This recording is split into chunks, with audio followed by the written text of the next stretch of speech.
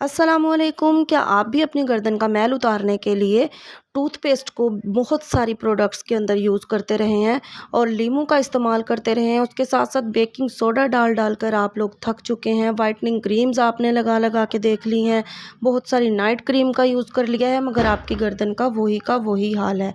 आज आपको एक ऐसी प्रोडक्ट का बताऊंगी जो जादू की तरह असर करती है जी। नेल पॉलिश रिमूवर को हम लोगों ने एक सफ़ेद कपड़े के ऊपर लगा लिया है ताकि आपको अच्छे से उसका हम मैल उतार के दिखा सकें।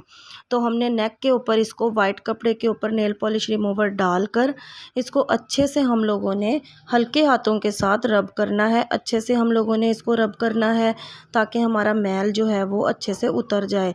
कुछ भी चीज़ हमने इसके ऊपर नहीं लगाई।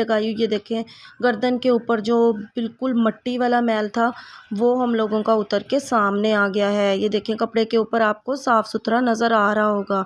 इसी तरह हम लोगों ने गर्दन को अच्छे तरीके से आगे से पीछे से अपनी नेक को खूब अच्छे से सफाई कर लेनी है।